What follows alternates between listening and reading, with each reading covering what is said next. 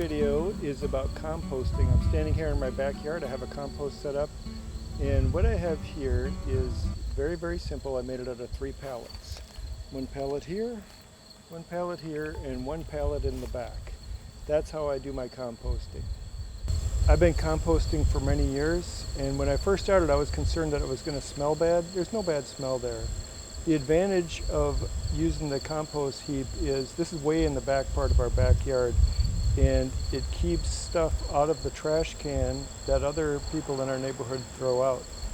Apple cores, banana peels, watermelon rinds, all that stuff goes over here and it composts down. Also, I put in, when I'm weeding the garden, those weeds, a little bit of grass clippings. I don't put a lot of grass clippings in, but that's a big advantage. You know, if you go into any major city in America, usually near the city there's a big mountain with garbage trucks going up and down on these special roads. That's where the trash is going. They bury all this trash. So whatever we can keep out of the trash cans is going to be less of a garbage mountain on the edge of town. You know, trash can be a real problem. I heard somebody say one time, when you throw things away, there's no away. You know, you think, oh, I threw it away. Well, it goes somewhere. My son's living up in Vermont, and Vermont has a state law that food scraps cannot be put in the trash.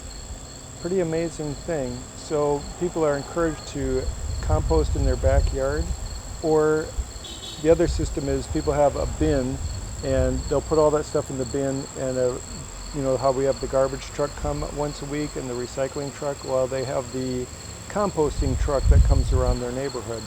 So I think that is something that's coming to other states in the future, but Vermont is number one.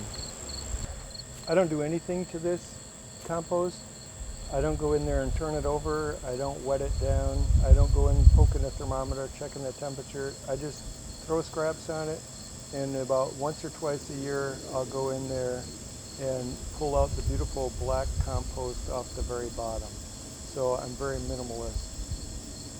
The big advantage of having this compost is what comes out of the bottom here is very black and wonderful compost that goes onto my garden. I've grown lettuce and carrots and tomatoes and cucumbers to feed my family, and this compost helps. So it's a nice cycle as things go around. So, you know, what's interesting is if I grow a cucumber out of here, cut the ends off the cucumber and slice it, that goes back in the compost heap, and later on that compost goes back in the garden to help grow more cucumbers. So it's a very interesting cycle that goes around and around. A few years ago, something interesting happened with the compost. I didn't realize it at the time, but I threw some potato peels into my garden that were in with the compost, and one of those sprouted, and I had this big old potato plant growing. It had these beautiful little purple flowers on it, and I watched it all year, and finally I went out and dug it up, and we had potatoes. So those were volunteer potatoes that we enjoyed, and they came out of a side benefit of the compost. So let's go and look inside here. I'm going to get a pitchfork and we'll dig up and we'll see what's in there. There's lots of worms inside. Alright, so on the top you can see some banana peels and stuff like that, but let's dig down under and see what's down in there. Alright, you guys stay there and let's go. Oh, it's coming. Whoa, okay, I got it. All right, let's get a shovel. So on the very top, you saw banana peels and stuff like that. I don't have bears, but if you live in an area with bears, cover that stuff up. I do have a lot of squirrels. When I came in this morning, there was a squirrel running away with a banana peel in its mouth. Oh yeah, that's the good stuff. That's what you want. So I just throw it in this purple container here, and then I'll take it over to the garden and put it on there. Yeah, there's all kinds of stuff in here. I was expecting to see a lot more wiggling worms, but it's been really dry. We haven't had a good rain for about a week and a half, so it's pretty dry down in here. All right, let's see what else we got. I shake off some of those big chunks, and now I'll pull out, you know, big pieces of bark and sticks and roots and toss that out, because that doesn't really add anything to it. It goes back in the compost. It'll break down later. And let's find what else is in here. There's all kinds of microbes and stuff you can't even see with your eye. It's in there breaking down all that. That's a root. I don't need that. What else do we have? Oh, there's a grub. I don't know what that's going to mature into, but it'll turn up to something. I just throw them away. You know who likes to eat those? Skunks and a possum. I got skunks and possums back there. Some humans eat them in dire circumstances, but I've never been tempted to eat one. So if you press it together, see there's moisture. It'll stick together. So that is some good stuff. All right. The earthworms, I expected to see a lot of them. There's a lively guy.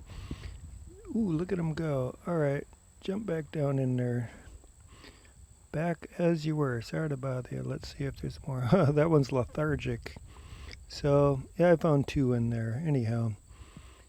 Other years, I just see dozens and dozens in there. But, you know, when you put a lot of leaves in from the yard, they just love that. All right, so there you go. And let's put it on the garden. Right in front of you there, you can see carrots. I got tomatoes in there. I already had a lot of onions, so this will be getting me ready for next year. Good stuff. Building up your soil. If you're a gardener, it's all about building up your soil. Never-ending process. These flowers right there in the front are lavender. I just planted those this morning. Right behind black-eyed Susans. And I have some hollyhocks. I planted the seeds and then I found out that only the second year do you get those tall flowers. Anyhow, there it is. Looking good. Alright, thanks a lot for watching my video. Check back in the future. I'm going to have more videos. And why don't you do me a favor and subscribe. Bye now.